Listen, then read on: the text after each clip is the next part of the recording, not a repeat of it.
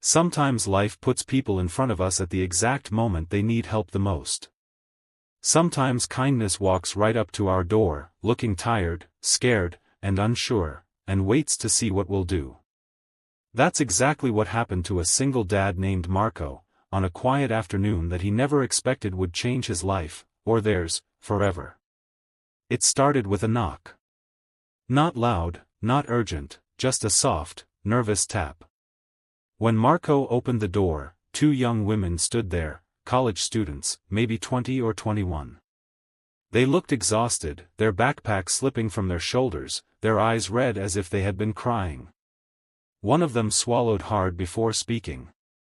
Her voice trembled as she said, "Señor, necesitamos el cuarto por $500. Please. We don't have anywhere else to go." Marco froze. He wasn't expecting anyone, and certainly not two strangers. He stared at them, trying to understand. The taller one, with curly brown hair, explained that they had seen his small room for rent sign outside. The second girl, quiet and holding her jacket close, whispered, "We can't afford more. We're sorry. We really need somewhere safe tonight." Their desperation hit him in the chest. He could feel the weight behind their words, something painful and real. But as a single dad raising his 12-year-old daughter, Camila, he also had to think carefully. A stranger in the home wasn't a small decision. Still, there was something honest in their eyes. Something that reminded him of nights long ago when he and Camila had nowhere to go either. Before he could answer, a soft voice behind him said, "Dad, let them in." Now, before we continue, if you're enjoying stories about compassion, hope, and how kindness can change the world, make sure you subscribe, like, and comment below. This is Kindness World, where every story reminds us that a small good deed can become something extraordinary. Marco turned toward his daughter, surprised. Camila stepped forward, brushing her long hair behind her ear, and looked at the two students the same way her mother used to look at people, full of empathy. She whispered, "They look scared." The girls introduced themselves as Lucia and Maya. They were second-year students at the local university. Their previous landlord had suddenly raised the rent, and they couldn't afford to stay. They tried to find something new, but every place they visited either cost too much, or the owners refused to rent to students. They had been walking for hours, going door to door, looking for the tiny possibility of a miracle. Marco invited them inside just to talk. They sat at the kitchen table, their voices quiet and shaky. Lucia explained that they both worked part-time, but their paychecks barely covered food and transportation. Maya added softly, "We have finals next month, we just need somewhere stable for a little while."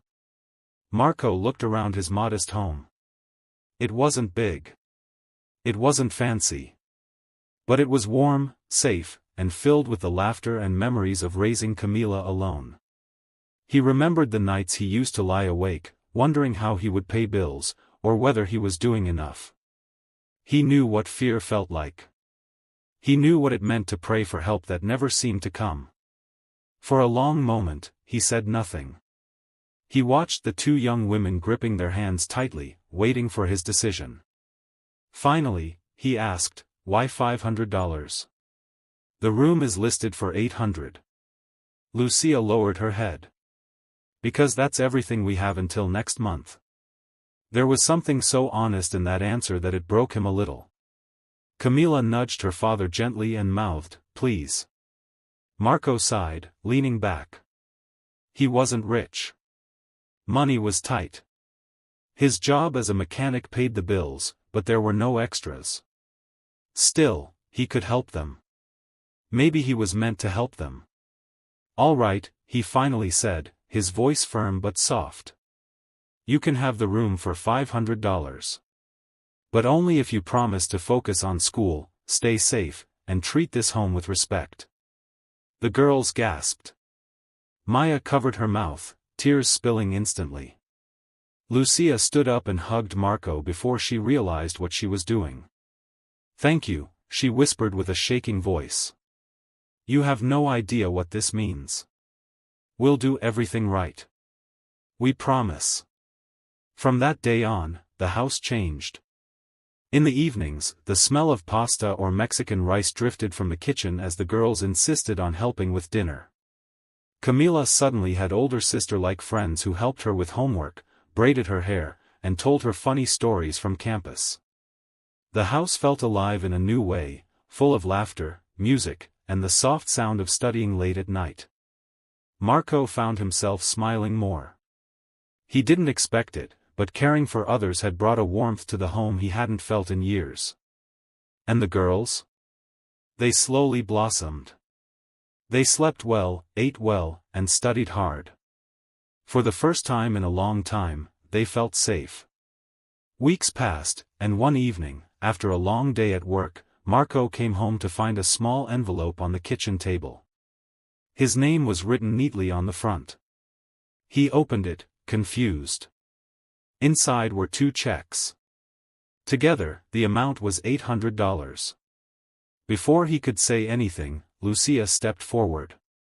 "We got extra hours at work," she said with a proud smile. "We want to pay the full rent now. You helped us when no one else would. We want to do the right thing." Maya nodded. "You didn't treat us like a burden. You treated us like family." Marco felt his throat tighten. He looked at Camila, who smiled back at him with the same shine in her eyes she had the day they asked him to let the girls stay. He realized that his daughter had been right. Kindness wasn't a risk. It was a chance to grow bigger than fear. Months rolled by, and the students finished their finals with top grades. They celebrated together, pizza, laughter, and a small cake with "We did it" written in messy frosting. The home felt full, alive, complete. And one night, as they all sat around the table, Lucia said softly, "Marco, we will never forget what you did for us. You changed our lives." But Marco shook his head. "No," he said gently. "You changed ours too. Kindness is never one-sided. It always circles back." The room went quiet for a moment, warm and full of emotion. Then Camila whispered what everyone else was thinking. "It feels like we became a family." And in that simple sentence, she was absolutely right. Kindness had turned strangers into friends, friends into family, and a single dad's home into a place of hope. And that is the magic of compassion. It never ends with one act.